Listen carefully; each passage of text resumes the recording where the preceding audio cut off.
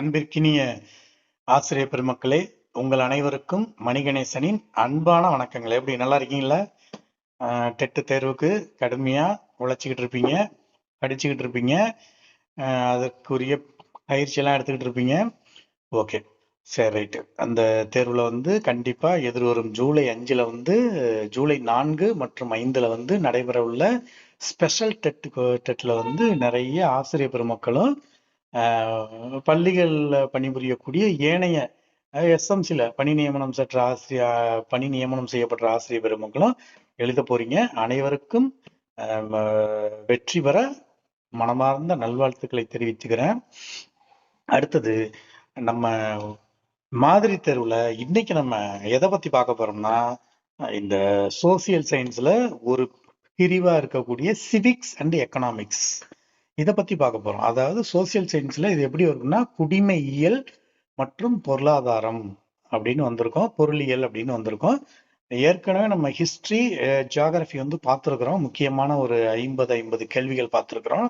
இதை தவிர நம்முடைய சேனல்ல ரொம்ப பின்னாடி ஸ்க்ரோல் பண்ணி பார்த்தீங்கன்னா உங்களுக்கு நிறைய அந்த டூவுக்கு உள்ள தமிழ், இங்கிலீஷு, அடுத்தது சோசியல் சயின்ஸ், இதற்கான வீடியோக்கள் நிறைய இருக்கும். அதே போல டெட் பேப்பர் 1 எழுதுறவங்களுக்கும் அவர்கள் எழுதக்கூடிய அந்த 5 பாடங்களுக்குரிய வீடியோவும் இதுல இருக்கும்.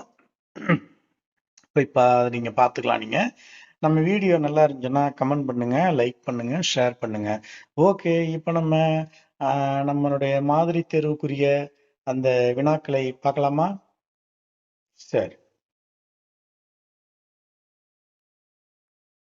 இதுல முதல் கேள்வி இந்திய அரசியலமைப்பு சட்டத்தின் தந்தை என அழைக்கப்படுபவர் யார்? இதுதான் இந்த குடிமியல் பகுதியில முதல் கேள்வியாக வந்திருக்கு.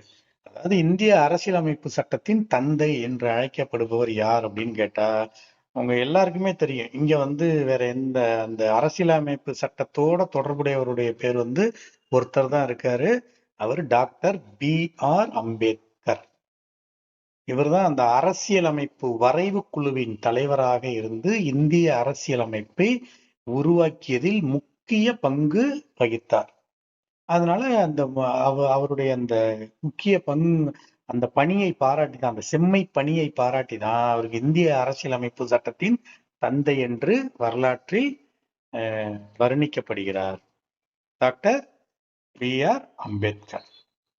ஓகே, அடுத்து இரண்டாவது கேள்வி. எந்த ஆண்டு இந்திய அரசியலமைப்பு சட்டம் நடைமுறைக்கு வந்தது?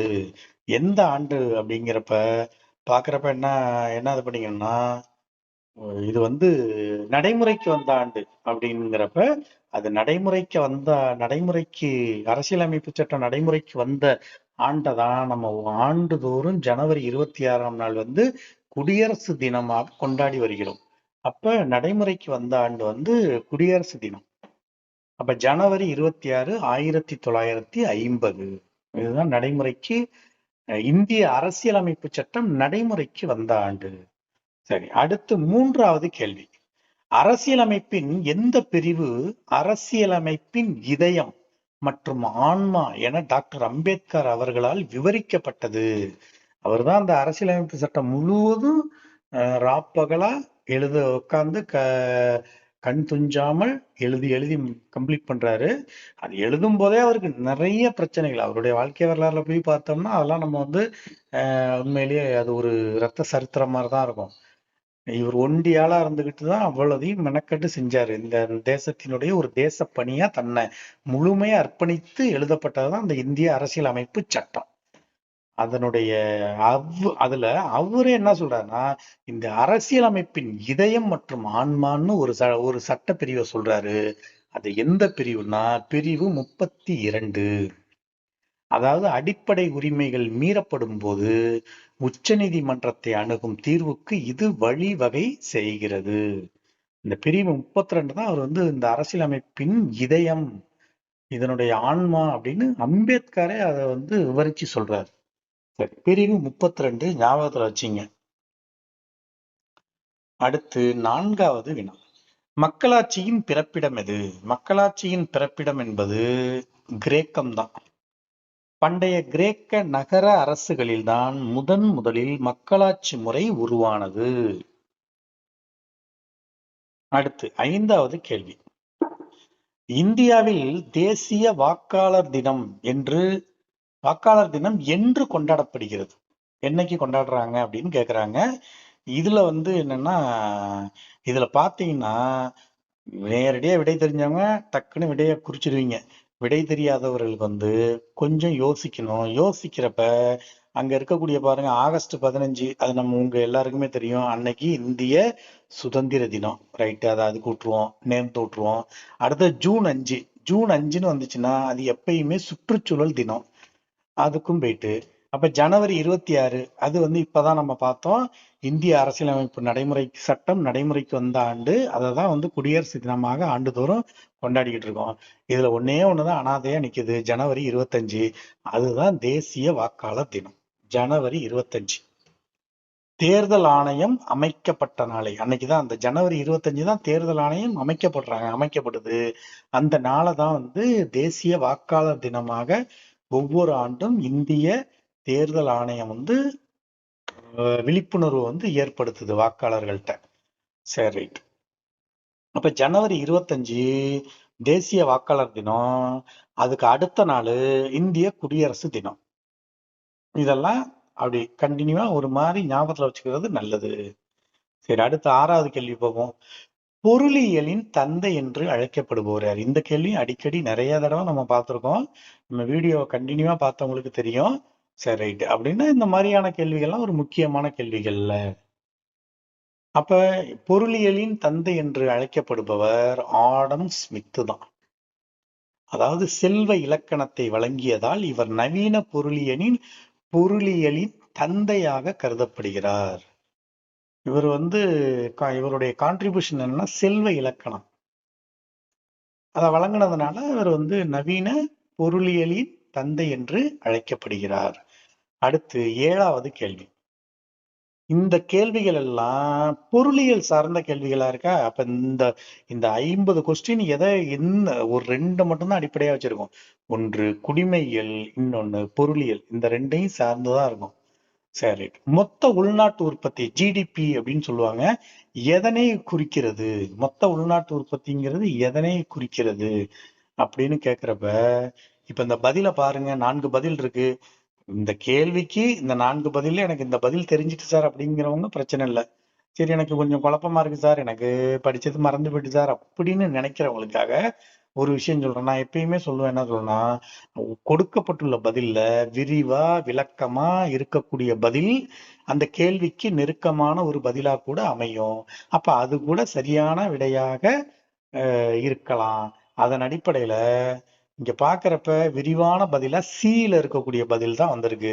ஒரு நாட்டின் எல்லைக்குள் ஒரு வருடத்தில் உற்பத்தி செய்யப்பட்ட பண்டங்கள் மற்றும் பணிகளின் மொத்த மதிப்பு தான் மொத்த உள்நாட்டு உற்பத்தி என்று வழங்கப்படுகிறது. அப்ப கரெக்ட், அதேதான். அப்ப ஜிடிபி என்பது ஒரு குறிப்பிட்ட காலத்தில் உற்பத்தி செய்யப்பட்ட அனைத்து இறுதிநிலை பண்டங்களின் பணமதிப்பை குறிக்கும். இதுதான் மொத்த உள்நாட்டு உற்பத்தி அப்படின்னு சொல்லப்படுது. அடுத்து 8வது கேள்வி.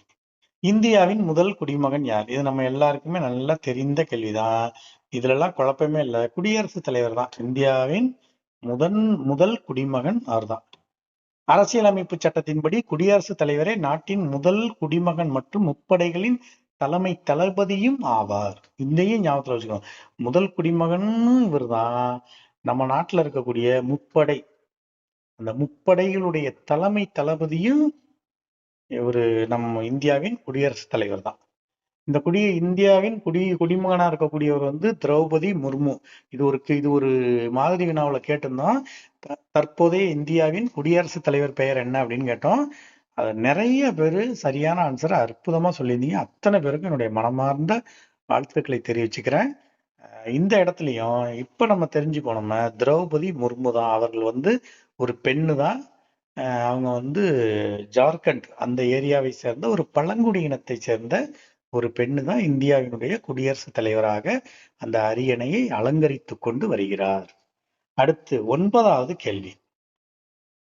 ராஜ்யசபா உறுப்பினர்களின் பதவிக்காலம் எவ்வளவு? நமக்கு பொதுவாவே தெரியும், ஒரு எம்எல்ஏ, எம்பி இவர்களுடைய பதவிக்காலம் வந்து 5 ஆண்டுகள்ங்கிறது நமக்கு தெரியும். ஒரு ஆட்சியோட பதவிக்காலமும் அதுல இருக்கக்கூடிய எம்எல்ஏக்களுடைய, எம்பிக்களுடைய பதவிக்காலமும் 5 ஆண்டுகள்னு தெரியும். நம்ம அதை ஞாபகத்துல வச்சுக்கிட்டு ராஜ்யசபாவோட உறுப்பினர்களின் பதவிக்காலமும் 5 ஆண்டுகள் அப்படின்னு நம்ம டிக் அடிச்சிடக்கூடாது. அதை விட ஒரு ஆண்டு கூட, வேற ஒண்ணுமே கிடையாது. 5 ஆண்டுகள் தான். அதாவது மக்களால் தேர்ந்தெடுக்கப்படக்கூடிய அந்த உறுப்பினர்களுடைய பதவிக்காலம் வந்து 5 ஆண்டுகள் தான். ஆனா ராஜ்யசபா உறுப்பினர்கள் வந்து அவர்களுடைய மாநிலங்களவை உறுப்பினர்களுடைய பதவிக்காலம் 6 ஆண்டுகள். ராஜ்யசபா ஒரு நிரந்தர அவை. அதன் உறுப்பினர்கள் 6 ஆண்டுகளுக்கு ஒரு முறை சுழற்சி முறையில் தேர்ந்தெடுக்கப்படுகிறார்கள். அடுத்து 10வது கேள்வி. இந்தியாவின் உள்ளாட்சி அமைப்புகளின் தந்தை. இந்த கேள்வி நம்ம அடிக்கடி பார்த்த கேள்விதான். பல மாதிரி தெருவுலையும் நமக்கு ரிப்பீட்டடா வந்துகிட்டே இருக்கு. உள்ளாட்சி அமைப்புகளின் தந்தை அப்படின்னாலே அது ரிப்பன் பிரபு தான். அதுல எந்த இதுவுமே இருக்கக்கூடாது. அதாவது 1882ஆம் ஆண்டு ஒரு தீர்மானம் போடுறாரு. இந்த தீர்மானத்தின் மூலம் உள்ளாட்சி அமைப்புகளுக்கு அடித்தளமிட்டதால் இவர் இவ்வாறு அழைக்கப்படுகிறார். அதை வந்து உள்ளாட்சி நிர்வாகத்தின் மகா சாசனம் என்று அந்த தீர்மானம் வழங்கப்படுகிறது. அப்ப அந்த 1882 அந்த வருஷம் 1882 பிரபு. இதுதான் நினைவுல வச்சுங்க. அடுத்து 11வது கேள்வி. நிதி ஆயோக் எப்போது அமைக்கப்பட்டது? நிதி ஆயோக் எப்போது அமைக்கப்பட்டது அப்படின்னு பார்க்கும்போது, இந்த நிதி ஆயோக் வந்து எந்த ஆண்டு அமைக்கிறாங்க? அப்ப இதற்கான பதில் வந்து ஜனவரி 1, 2015. ஞாபகத்துல வச்சுங்க. திட்டக்குழுவிற்கு மாற்றாக இப்போது இருக்கக்கூடிய மத்திய அரசாங்கத்தால் இது வந்து உருவாக்கப்பட்டது. ஏற்கனவே வந்து திட்டக்குழுன்னு இருக்கும், இந்த பிளானிங் கமிஷன் இருக்கும். முதலாம் ஒவ்வொரு 5 ஆண்டுத்துக்கும் ஒரு ஒரு திட்டக்குழு போட்டிருப்பாங்க. அந்த திட்டக்குழுவை அப்படியே அவங்க என்ன பண்ணிடுறாங்கன்னா நீக்கிட்டு நிதி ஆயோக் அப்படின்னு ஒண்ணு கொண்டாந்துடுறாங்க. அது எப்பயிலிருந்து அமைக்கப்பட்டது அப்படின்னா ஜனவரி 1, 2015. நினைவுல வச்சுங்க. ஜனவரி 1, 2015 புத்தாண்டுல நிதி ஆயோக்.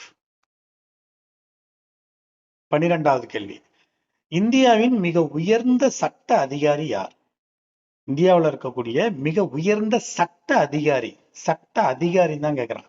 அப்ப சட்ட அதிகாரிங்கிறப்ப இங்க பார்க்கக்கூடிய விடையில யாரு மிக உயர்ந்த சட்ட அதிகாரி அப்படின்னா தலைமை வழக்கறிஞர், அட்டார்னி ஜெனரல் அப்படின்னு சொல்லுவாங்க. இந்த பிரிவு 76 கீழ் குடியரசுத் தலைவரால் நியமிக்கப்படும் இவரே நாட்டின் உயரிய சட்ட ஆலோசகர். சட்ட ஆலோசகர், சட்ட அதிகாரி அப்படின்னு சொன்னா தலைமை வழக்கறிஞர் தான். அதாவது இந்தியாவின் தலைமை வழக்கறிஞர். இது மாதிரி ஒவ்வொரு மாநிலத்துக்கும் இருப்பாங்க. ஆனா இது இது வந்து இந்தியா முழுக்கன்னு கேட்கிறப்ப இந்தியாவினுடைய மத்திய அரசினுடைய தலைமை வழக்கறிஞர் தான், அட்டார்னி ஜெனரல் தான். ரைட். அடுத்து 13வது கேள்வி. எந்த வரி நேரடியாக செலுத்துபவரின் வருமானத்தின் மீது விதிக்கப்படுகிறது? நேரடி வரி அப்படின்னாலே அது வந்து வருமான வரி தான். மீதி இருக்கக்கூடிய இந்த சரக்கு மற்றும் சேவை வரி, ஜிஎஸ்டி இதெல்லாம் வந்து என்னன்னா மறைமுக வரி. அது நேரடியா விதிக்கப்படாது. இந்த வருமான வரி மட்டும்தான் ஒருவருடைய வருமானத்தின் மீது நேரடியாக வரி விதிக்கப்படுவது வருமான வரி தான். தனிநபர் அல்லது நிறுவனங்களின் வருமானத்தின் மீது விதிக்கப்படும் நேரடி வரி இதுவாகும், வருமான வரி தான். அடுத்து 14வது கேள்வி. நுகர்வோர் பாதுகாப்பு சட்டம் எப்போது இந்தியாவில் இயற்றப்பட்டது? இந்த நுகர்வோர் பாதுகாப்பு சட்டம் ரொம்ப முக்கியமான ஒரு சட்டம். இது இந்தியாவில் எப்போது இயற்றப்பட்டதுன்னா 1986. இந்த வருடத்தை நன்றாக நினைவில் வைத்துக் கொள்ள வேண்டும். இந்த 1986 தான் புதிய தேசிய கல்விக் கொள்கை உருவாக்கப்படுது.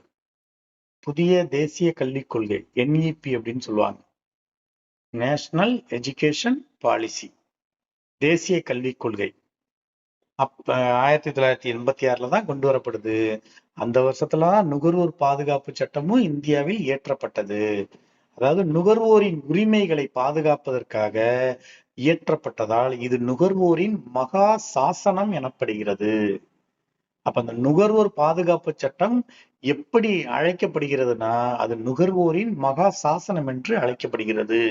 அது எந்த ஆண்டு இயற்றப்பட்டது அப்படின்னா 1986. ஞாபகத்துல வச்சீங்க, 1986. அடுத்து 15வது வினா. இந்தியாவின் பசுமை புரட்சியின் தந்தை யாரு? இந்த கேள்வி நமக்கு ஓரளவு தெரியும். பசுமை புரட்சியின் தந்தை அப்படின்னாலே எம்.எஸ். சுவாமிநாதன் தான். இந்தியாவில் அதிக விளைச்சல் தரும் விதைகளை அறிமுகப்படுத்தி உணவு உற்பத்தியை பெருக்கியவர் இவரே. எம்.எஸ். சுவாமிநாதன் தான். இவர்தான் பசுமை புரட்சியின் தந்தை. அடுத்து 16வது கேள்வி. தகவல் அறியும் உரிமை சட்டம் எந்த ஆண்டு கொண்டு வரப்பட்டது? தகவல் அறியும் உரிமை சட்டம் வந்து எந்த ஆர்டிஐ அப்படின்னு சொல்றோம்ல, ரைட் டு இன்ஃபர்மேஷன் ஆக்ட் அப்படின்னு சொல்லுவோம். இந்த தகவல் அறியும் உரிமை சட்டம் வந்து 2005 கொண்டு வரப்படுது. அது போல ஆர்டிஇன்னு சொல்லுவோம், ரைட் டு எஜுகேஷன் அப்படின்னு சொல்லுவோம். அது வந்து ஆர்டிஇ, கல்வி கல்வி உரிமை சட்டம். அது வந்து 2010 கொண்டாடப்படுது. அப்ப இதை ஞாபகத்துல வச்சுக்கணும். தகவல் அறியும் உரிமை சட்டம் வந்து 2005. இதுலேருந்து 5 ஆண்டுகள் கழிச்சுதான் கல்வி உரிமை சட்டம் வந்து இந்தியாவுல நடைமுறைக்கு வருது. அப்ப அரசு செயல்பாடுகளில் வெளிப்படைத்தன்மையை கொண்டு வர இச்சட்டம் அக்டோபர் 2005 நடைமுறைக்கு வந்தது. இது வந்து அக்டோபர்ல 2005 இருந்து நடைமுறைக்கு வந்திருக்கு தகவல் அறியும் உரிமை சட்டம். அடுத்து 17வது கேள்வி. பொருளாதாரத்தின் எந்த துறை பணித்துறை என்று அழைக்கப்படுகிறது? பொருளாதாரத்துல 4 துறை இருக்குது. முதன்மை துறை, 2ஆம் துறை, 3ஆம் துறை, 4ஆம் துறை அப்படின்னு இருக்குது. இதுல பணித்துறை, சர்வீஸ் செக்டர் அப்படின்னு எதை சொல்றோம் அப்படின்னா, அது 3ஆம் துறையை தான் அப்படி சொல்றோம். அதாவது போக்குவரத்து, வங்கி, கல்வி போன்ற சேவைகளை வழங்குவதால் இது 3ஆம் துறை அல்லது பணித்துறை எனப்படுகிறது அப்படின்னு சொல்றாங்க. 3ஆம் துறை தான் பணித்துறை, சர்வீஸ், அதாவது சேவைத்துறை அப்படின்னு வழங்கப்படுகிறது. பணித்துறைங்கிறத விட சேவைத்துறை. சேவைத்துறை என்பது 3ஆம் துறை. அடுத்தது 18வது கேள்வி. தமிழ்நாட்டின் மான்செஸ்டர் என்று அழைக்கப்படும் நகரம் எது? இந்தியாவின் மான்செஸ்டர் மும்பை, தமிழ்நாட்டின் மான்செஸ்டர் கோயம்புத்தூர். இந்த கேள்விகள்லாம் ரிப்பீட்டடா வந்துகிட்டே இருக்குது. அதிக எண்ணிக்கையிலான நூற்பு ஆலைகள் மற்றும் ஜவுளி தொழில்கள் இங்கு இருப்பதால் இப்பெயர் பெற்றது. தமிழ்நாட்டின் மான்செஸ்டர் அப்படின்னா அது கோயம்புத்தூரை தான் குறிக்கும். அடுத்து 19வது கேள்வி. ஐக்கிய நாடுகள் சபை எப்போது தோற்றுவிக்கப்பட்டது? ஐக்கிய நாடுகள் சபை எந்த ஆண்டு தோற்றுவிக்கப்பட்டது அப்படின்னா,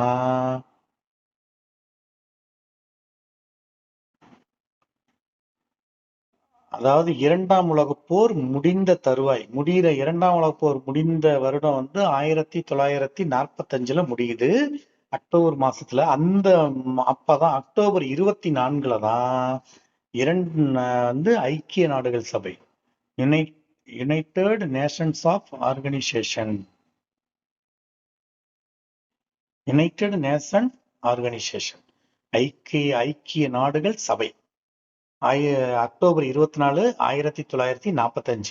அக்டோபர் 24, 1945. 2ஆம் உலகப் போருக்கு பிறகு உலக அமைதிக்காக இது வந்து இந்த ஐக்கிய நாடுகள் சபை தோற்றுவிக்கப்பட்டது. அது இப்போதும் செயல்பாட்டுல இருந்துகிட்டு தான் இருக்கு. ரைட். அடுத்து 20வது கேள்வி. பணத்தின் சிக்கல் மற்றும் தீர்வு என்ற நூலை எழுதியவர் யார்? இது ஒரு முக்கியமான கேள்வி.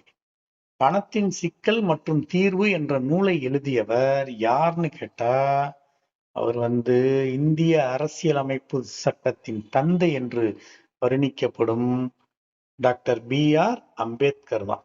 இவர் தான் வந்து பணத்தின் சிக்கல் மற்றும் தீர்வு என்ற ஆய்வு நூலை எழுதுறாரு.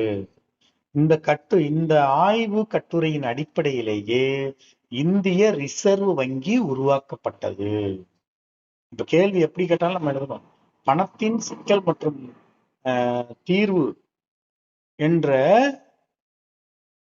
ஆய்வின் அடிப்படையில் உருவான இந்திய நிறுவனம் எது அப்படின்னா இந்திய ரிசர்வ் வங்கி, ஆர்பிஐ அப்படின்னு சொல்லுவோம். ரிசர்வ் பேங்க் ஆஃப் இந்தியா அப்படின்னு சொல்லுவோம். அது சரி. இதை இந்த கட்டுரையை, இந்த ஆய்வு கட்டுரையை எழுதியவர் யாருன்னு கேட்டா டாக்டர் BR அம்பேத்கர் அவர்தான். அடுத்து 21வது கேள்வி. எந்த அரசியலமைப்பு சட்ட திருத்தம் குட்டி அரசியலமைப்பு என்று அழைக்கப்படுகிறது? குட்டி அரசியலமைப்பு, மினி கான்ஸ்டிடியூஷன் அப்படின்னு எதை சொல்றாங்க அப்படின்னு சொன்னா, ஏற்கனவே ஒரு அரசியலமைப்பு திருத்த சட்டத்தை பார்த்தோம். அது அது அந்த அரசியலமைப்பு சட்டத்தை எழுதின அம்பேத்கரே சொன்னது, அரசியலமைப்பு சட்டத்தினுடைய இதயம் மற்றும் ஆன்மான்னு எதை சொல்றாரு? பிரிவு 32 சொன்னாரு. இங்க குட்டி அரசியலமைப்பு அப்படின்னு எதை சொல்றாங்கன்னா 42வது திருத்தம் இததான் சொல்றாங்க. அதாவது 1976 கொண்டு வரப்பட்ட இந்த திருத்தம் அரசியலமைப்பில் பல மாற்றங்களை செய்ததால் இவ்வாறு அழைக்கப்படுகிறது. அப்ப குட்டி அரசியலமைப்புன்னு எந்த திருத்தத்தை சொல்றோம்னா 42வது திருத்தம். அதுதான் குட்டி அரசியலமைப்பு அப்படின்னு சொல்றோம். அது எந்த வருஷம்? 1976. அடுத்து 22வது கேள்வி. மாநில ஆளுநரை நியமிப்பவர் யார்? மாநில ஆளுநரை நியமிப்பவர் குடியரசுத் தலைவர் தான். மத்திய அமைச்சரவையின் பரிந்துரையின் பேரில் குடியரசுத் தலைவரே ஆளுநரை நியமிக்கிறார். அடுத்து 23வது கேள்வி. பண மதிப்பிழப்பு இந்தியாவில் எப்போது அறிவிக்கப்பட்டது? செப்பன்னா நவம்பர் 8. அதுல மாற்றம் இல்லை, 8ஆம் தேதி தான். ஆனா வருஷம் தான் மெயின். இங்க 2016 2015 அப்படின்னு பார்க்கணும். அப்ப இந்த மாதிரி கேள்விகளை பாக்குறப்ப ரெண்டுமே எப்படி கொடுத்துருக்காங்கன்னா, நல்லா பாத்தீங்கன்னா நவம்பர் 8 2016 2015 கொடுத்துருக்காங்க. 4 மாதமும் 4 ஒன்னா இருக்கு, வருஷம் மட்டும் மாறி இருக்கு. அப்ப இந்த CD இது ரெண்டுலதான் ஏதோ ஒண்ணுலதான் ஆன்சர் இருக்கணும். புரியுதா? அப்ப சரியான விடை சி தான். பண மதிப்பிழப்பு இந்தியாவில் எப்போது அறிவிக்கப்பட்டது? நவம்பர் 8 2016 8 மணிக்கு பிரதமர் மோடி அவர்களால் 500 மற்றும் 1000 நோட்டுகள் செல்லாது என அறிவிக்கப்பட்டது. இந்த பண மதிப்பிழப்புல எந்த நாணயம் செல்லாதுன்னு அறிவிக்கப்பட்டது அப்படின்னு கேட்டா அது 500 மற்றும் 1000 ரூபாய் நோட்டுகள். எத்தனை மணிக்கு? 8 மணிக்கு. யார் அறிவிச்சது? பிரதமர் மோடி. அன்றைக்கும் சரி இன்றைக்கும் பிரதமரா இருக்கக்கூடிய திரு நரேந்திர தாஸ் மோடி அவர்கள் தான் அதை அறிவிக்கிறார். அடுத்து 24வது வினா. இந்தியாவில் வாக்குரிமை பெறுவதற்கான வயது என்ன? ரொம்ப எளிய கேள்வி, தெரிந்த கேள்விதான். 18 வயசுதான். 61வது சட்ட திருத்தத்தின்படி வாக்குரிமை வயது 21 18 குறைக்கப்பட்டது. அடுத்து 25வது கேள்வி. மனித மேம்பாட்டு குறியீட்டை உருவாக்கியவர்கள் யார்? மனித மேம்பாட்டு குறியீட்டை உருவாக்கியவர்கள் யார் அப்படின்னா அமர்த்தியா சென் மற்றும் மஹபூப் உல் ஹக். இருவரை உருவாக்கியவர்கள் யாருன்னு கேட்டிருக்கான். உருவாக்கியவர்கள்னு கேள்வியிலே கேட்டிருக்கான். அப்ப உருவாக்கியவர் யாருன்னு கேட்டா மன்மோகன் சிங்கா இருக்கலாம், ஆடம் ஸ்மித்தா இருக்கலாம், ஜவஹர்லால் இருக்கலாம்.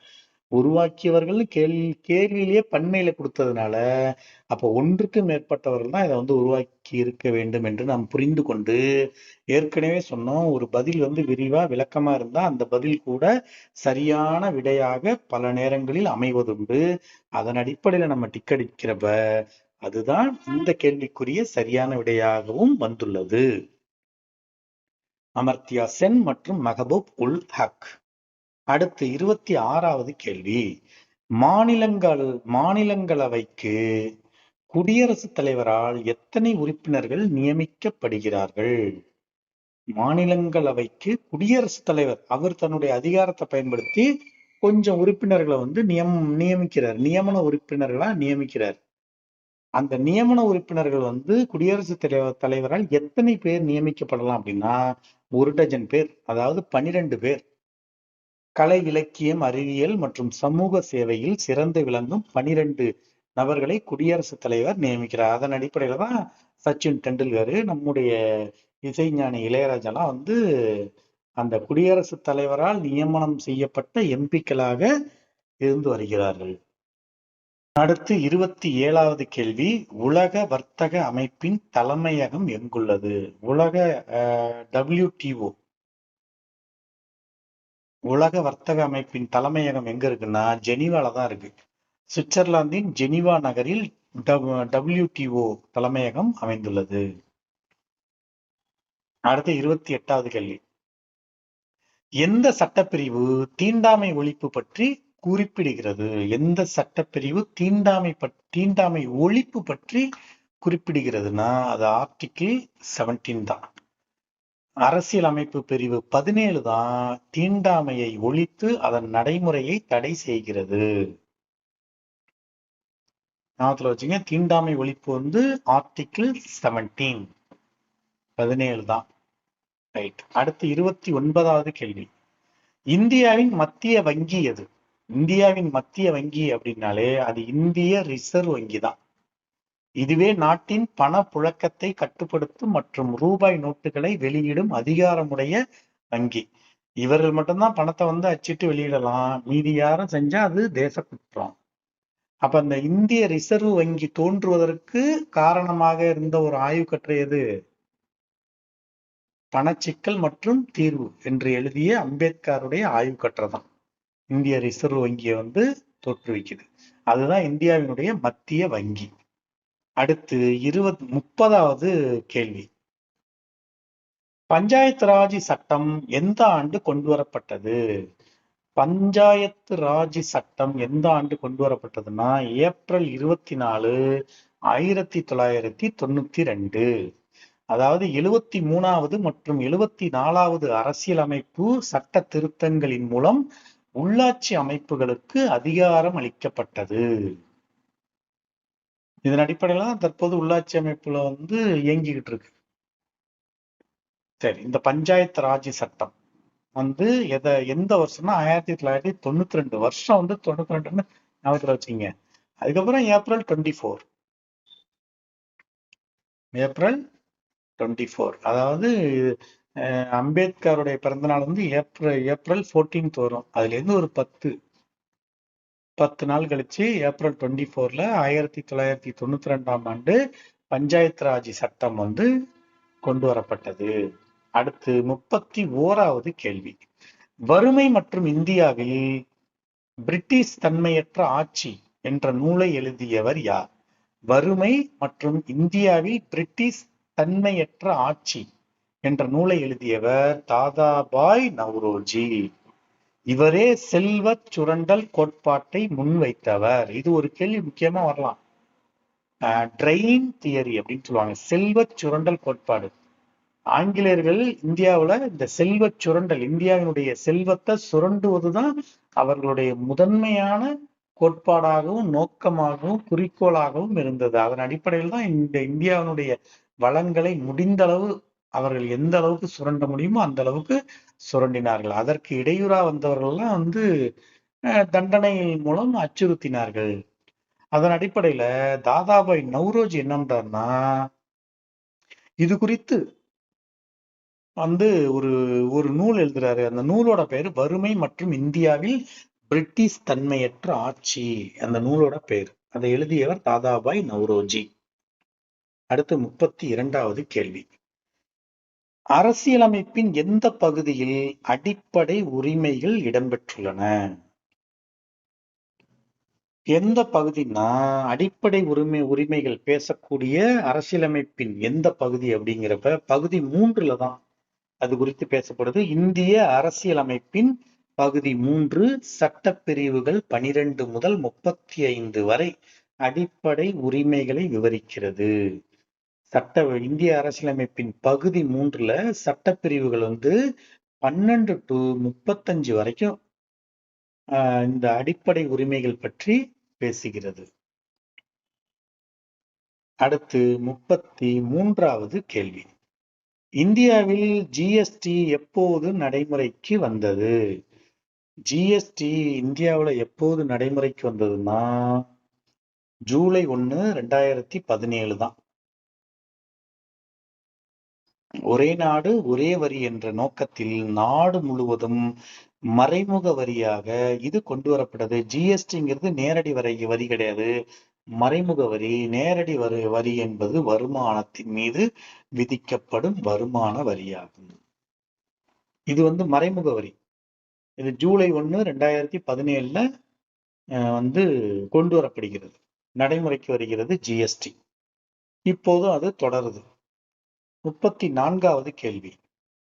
இந்திய அரசியலமைப்பின் பாதுகாவலன் என்று அழைக்கப்படுவது எது?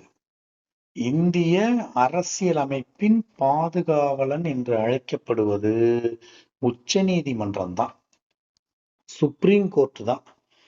அரசியலமைப்பு சட்டத்தின் விதிகளை விளக்கவும் அடிப்படை உரிமைகளை பாதுகாக்கவும் இது இறுதி அதிகாரம் கொண்டுள்ளது. அதனாலதான் இதை இந்திய அரசியலமைப்பின் பாதுகாவலன் என்று சொல்கிறார்கள்.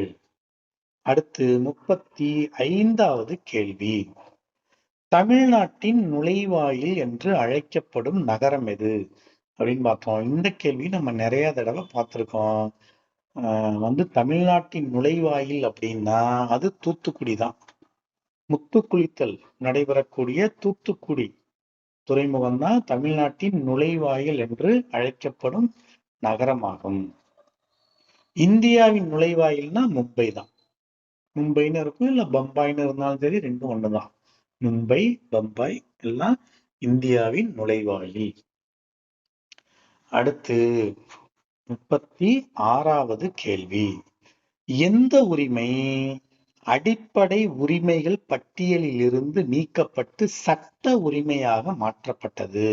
இது ஒரு முக்கியமானது. எந்த உரிமை அடிப்படை உரிமையில தான் இருந்துச்சு, அதுல இருந்து அதை எடுத்துட்டு இதை சட்ட உரிமையா மாற்றுறாங்க அப்படின்னா அது எந்த உரிமைனா சொத்துரிமை தான்.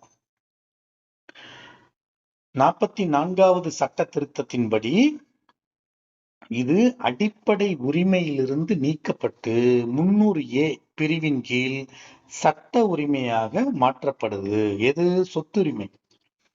அப்ப இதுல வரக்கூடிய சட்ட திருத்தத்தினுடைய நம்பர் 44. அப்ப சட்ட பிரிவு எதுன்னு கேட்டோம்னா 300A. 300A சொத்துரிமை. இதுதான் அடிப்படை உரிமையிலிருந்து நீக்கப்பட்டு சட்ட உரிமையாக மாற்றப்பட்ட உரிமையாகும். அடுத்து இந்த 44வது சட்ட திருத்தம் இருக்குல்ல, இதுல இருந்து 42வது சட்ட திருத்தம் தான் குட்டி அரசியலமைப்பு அப்படின்னு சொன்னோம். ஏற்கனவே பார்த்தோம். 42 குட்டி அரசியல் அமைப்பு. அதுல இருந்து 32வது பிரிவு என்னன்னா இதுதான் அரசியலமைப்பின் ஆன்மா மற்றும் இதயம் அப்படின்னு சொல்லப்பட்டது. ரைட். அடிப்படை உரிமைகள் அடங்கிய பிரிவு 3rd. அதெல்லாம் அப்படியே ஒன்றோட ஒன்று நினைவுக்கு அப்படியே மீளாய்வு பண்ணிக்கிட்டு அப்படியே வச்சுக்கிட்டு இருந்தாதான் நமக்கு அந்த நேரத்துல தேர்வுல எந்த பதட்டமும் இல்லாம நம்ம சரியான விடையை நம்ம கண்ணு பார்த்து டிக் அடிக்க சொல்லி கை அந்த வேலையை செஞ்சு முடிக்கும். ஓகே. அடுத்து 37வது கேள்வி. தேசிய வருமானத்தை மக்கள் தொகையால் வகுத்தால் கிடைப்பது என்ன? தேசிய வருமானத்தை மக்கள் தொகையால் வகுத்தால் கிடைப்பது என்ன? தேசிய வருமானம் வகுத்தல் மக்கள் தொகை அப்படி கிடைச்சிச்சுன்னா அதுதான் தனிநபர் வருமானம். ஒரு நாட்டில் உள்ள ஒரு சராசரி நபரின் வருமானமே தனிநபர் வருமானம் ஆகும். இந்த தனிநபர் வருமானம் கண்டுபிடிப்பதற்கான வாய்ப்பாடு தான் தேசிய வருமானத்தை மக்கள் தொகையால வகுத்தோம்னா கிடைக்கும் தனிநபர் வருமானம். அடுத்து 38வது கேள்வி. குடியரசுத் தலைவர் பதவிக்கு தேவையான குறைந்தபட்ச வயசு என்ன? குறைந்தபட்ச வயது வந்து 35. அதாவது வாக்களிப்பதற்கான குறைந்தபட்ச வயது 18. ஒரு எம்எல்ஏ அதாவது சட்டமன்ற உறுப்பினராக மாறுவதற்கு குறைந்தபட்ச வயது வந்து 25. குடியரசுத் தலைவர் பதவிக்கு தேவையான குறைந்தபட்ச வயது 35. குடியரசுத் தலைவர் மற்றும் ஆளுநர் பதவிக்கு 35 வயசுன்னு தான் சொல்றாங்க. அப்ப இது எல்லாமே நியமனம் செய்யக்கூடிய பதவி, மக்களால் தேர்ந்தெடுக்கப்படக்கூடிய பதவி கிடையாது. அப்ப அதனால 35 வயது பூர்த்தியா இருக்க வேண்டும் என்று கூறப்படுகிறது. அடுத்து 39வது வினா. பொருளாதார சீர்திருத்தங்கள் இந்தியாவில் எந்த ஆண்டு அறிமுகப்படுத்தப்பட்டன? இந்தியாவில் வந்து இந்த பொருளாதார சீர்திருத்தங்கள் எப்ப ஆரம்பிக்கப்பட்ட வருடம் அப்படின்னா 1991 தான்.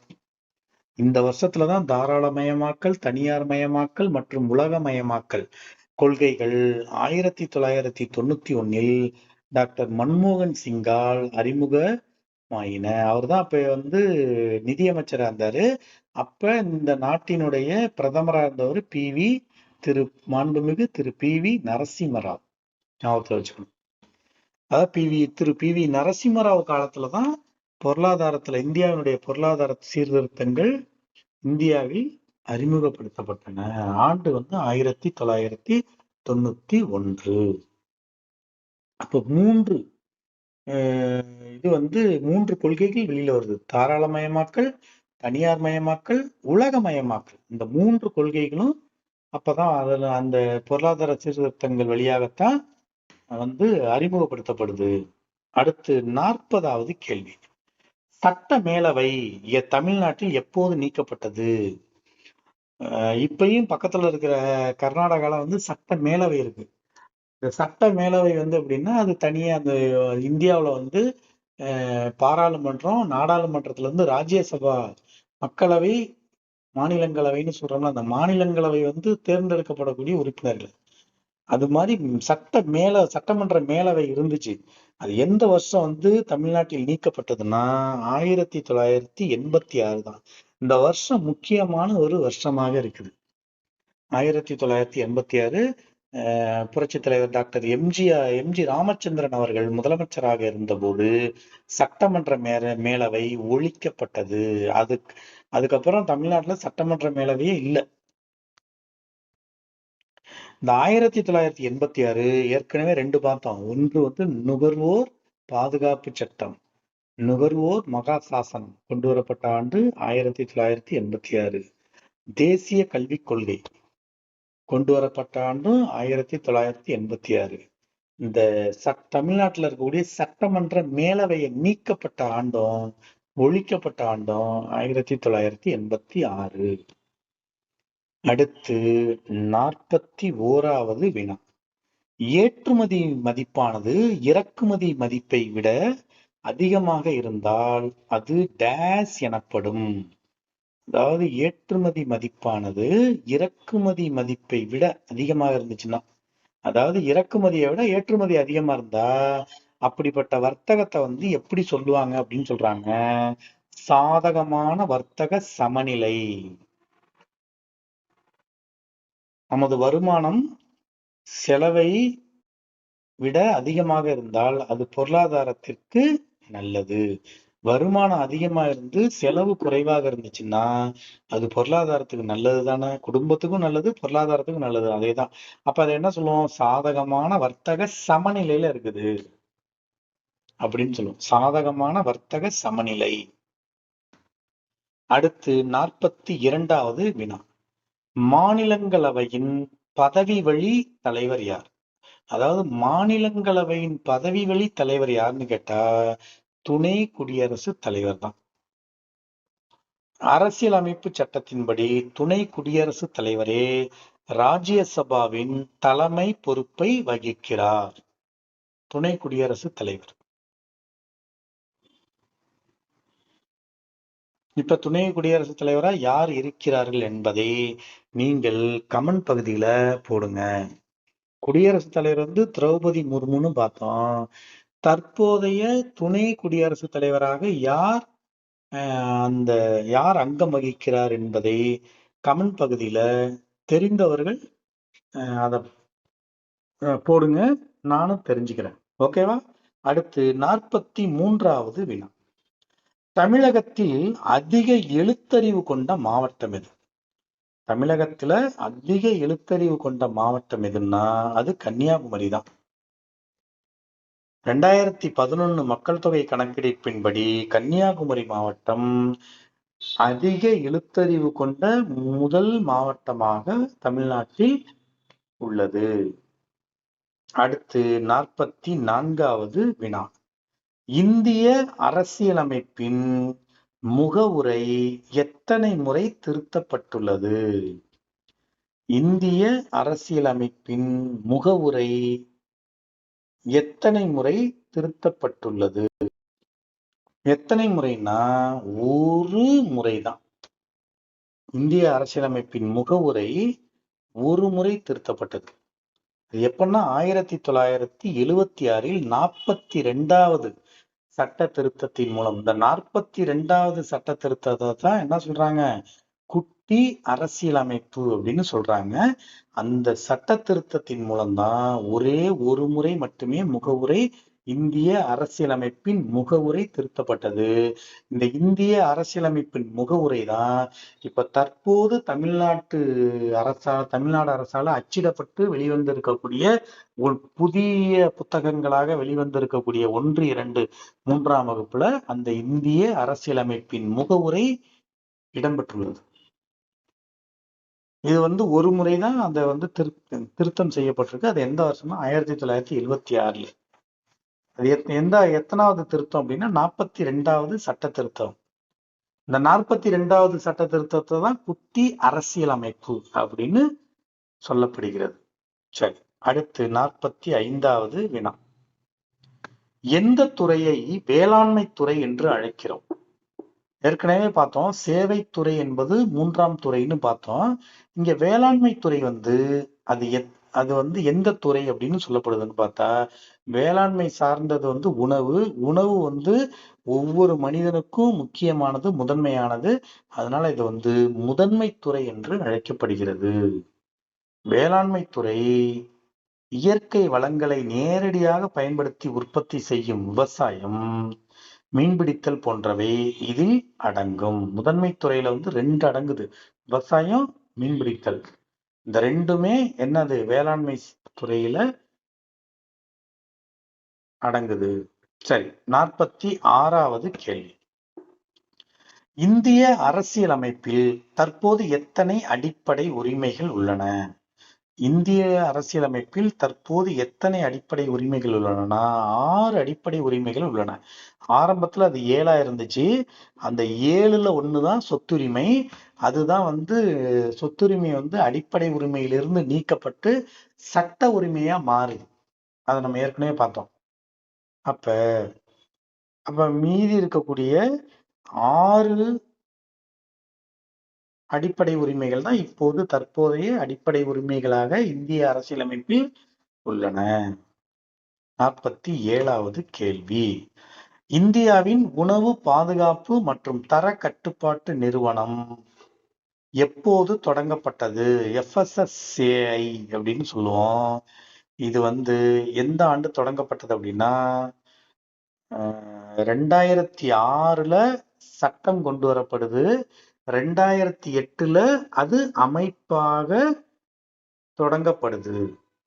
உணவு தரத்தை பாதுகாப்பதற்காக இச்சட்டம் இயற்றப்பட்டது. 2006ல சட்டம் வருது. அதுக்கு அந்த நிறுவனம் அமைப்பா எப்ப தொடங்கப்படுதுன்னா அதுல இருந்து 2 வருஷம் கழிச்சு 2008ல அந்த நிறுவனம் செயல்பட தொடங்குது. சரி, அடுத்த கேள்வி 48வது கேள்வி. இந்தியாவின் மிக உயரிய நீதிமன்றம் எது? இந்தியாவின் மிக உயரிய நீதிமன்றம் அப்படின்னாலே அது உச்ச நீதிமன்றம் தான். புதுடில்லியில் அமைந்துள்ள உச்ச நீதிமன்றமே நாட்டின் இறுதி மேல்முறையீட்டு நீதிமன்றமாகும். உச்ச நீதிமன்றம் தான் இந்தியாவின் மிக உயரிய நீதிமன்றம். அடுத்து 49வது கேள்வி. தமிழ்நாட்டின் GDP அடிப்படையில் இந்தியாவின் எத்தனையாவது பெரிய பொருளாதாரம்? தமிழ்நாடு வந்து ஜிடிபி அடிப்படையில வந்து இந்தியாவுல வந்து எத்தனையாவது பெரிய பொருளாதார உள்ள ஒரு மாநிலமாக விளங்குகிறது அப்படின்னு பார்த்தோம்னா இது இரண்டாவது பெரிய பொருளாதாரம் இருக்கக்கூடிய ஒரு மாநிலம் தான் தமிழ்நாடு. தமிழ்நாடு ஒன்றும் கடல்ல ஒன்றும் மூழ்கி போகிற ஒரு மாநிலம்னா இல்லை. இது தற்போதைய அரசு கூட அந்த வெள்ளை அறிக்கையில சமீபத்தில் பொதுமக்கள் முன் சமர்ப்பிக்கப்பட்ட வெள்ளை அறிக்கையில இந்த தகவலும் சொல்லப்பட்டிருக்கு. ஜிடிபி அடிப்படையில வந்து தமிழ்நாடு இந்தியாவில் இரண்டாவது பெரிய பொருளாதார மாநிலமாக விளங்குகிறது. அப்ப முதல் பொருளாதார மாநிலமாக எது விளங்குதுன்னா இந்தியாவினுடைய மாபெரும் வர்த்தக நகரமாக இருக்கக்கூடிய மும்பை தான். அப்போ வந்து இது ஞாபகத்துல வச்சுக்கணும். தமிழ்நாட்டினுடைய ஜிடிபி அடிப்படையில் இந்தியாவின் இரண்டாவது பொருளாதார மாநிலமாக சிறந்து விளங்குகிறது. அடுத்து 50வது வினா, இந்த தேர்வினுடைய இறுதி வினா. உலக நுகர்வோர் தினம் எப்போது கொண்டாடப்படுகிறது? அடுத்த கேள்வி, உலக நுகர்வோர் தினம். நுகர்வோர் சட்டம் வந்து கொண்டு வரப்பட்டது வந்து 1986. சரி, அப்ப உலக நுகர்வோர் தினம் எப்போது கொண்டாடப்படுகிறதுனா மார்ச் 15 தான். நுகர்வோர் உரிமைகள் குறித்த விழிப்புணர்வை ஏற்படுத்த ஒவ்வொரு ஆண்டும் இந்த நாள் உலக நுகர்வோர் தினமாக கொண்டாடப்படுகிறது. எந்த நாள்னா மார்ச் 15 தான். அப்ப மே 1ங்கிறது உழைப்பாளர் தினம், அது நமக்கு எல்லாருக்குமே தெரியும். இங்க வந்து மார்ச் 8ங்கிறது என்ன தினம்? உலக பெண்கள் தினம். மார்ச் 8 உலக பெண்கள் தினம். அப்ப மார்ச் 15 வந்து உலக நுகர்வோர் தினம் அப்படின்னு கொண்டாடுறாங்க.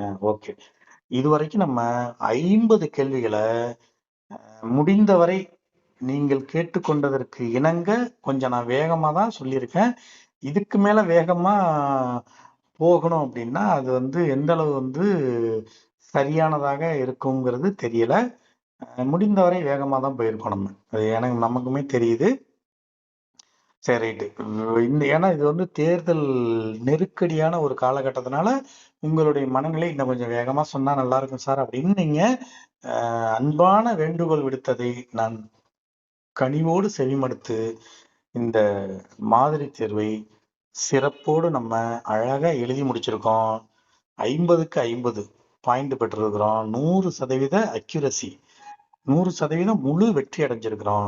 இந்த முழு வெற்றி விரைவில் எழுதவிருக்கின்ற 2 தகுதி தேர்வுகளிலும் உங்களுடைய வெற்றியாக, உங்களுக்கு அது முழு வெற்றியாக நிச்சயம் கிடைக்கும் என்ற நம்பிக்கையையும் வாழ்த்தையும் தெரிவித்துக் கொண்டு உங்களிடமிருந்து விடைபெறுபவர் உங்கள் மணி கணேசன்.